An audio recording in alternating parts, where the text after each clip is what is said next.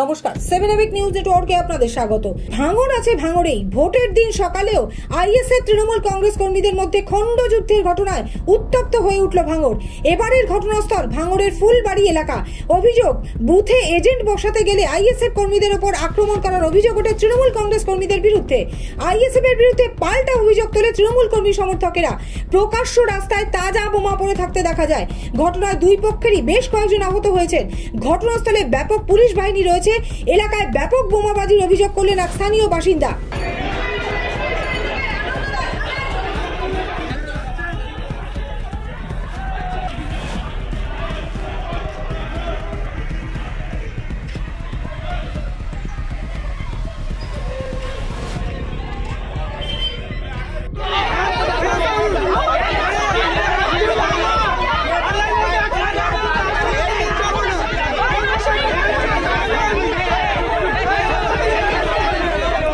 না হলে আজ মার খায়, পাবলিক জনগণ মার খায়, পুলিশ ইয়ে নেই, টিম ছিঁড়ে মেরে দিছে, এইসব নিজ লোকগুলো মেরে যাচ্ছে।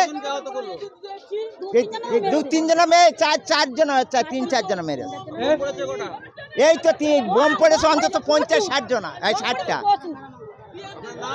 কাল রাত থেকে বোম পড়তেছে, কাল রাত থেকে।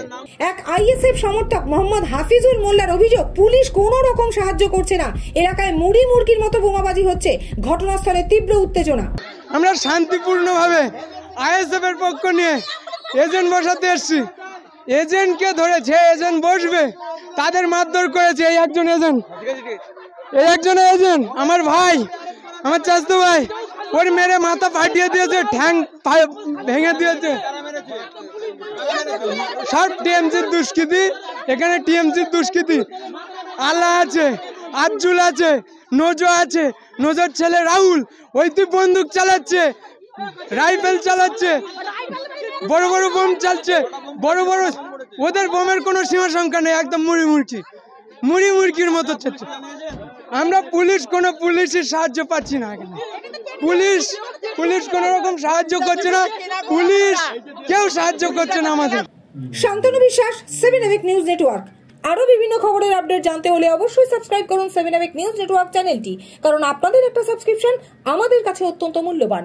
জয় হিন্দ।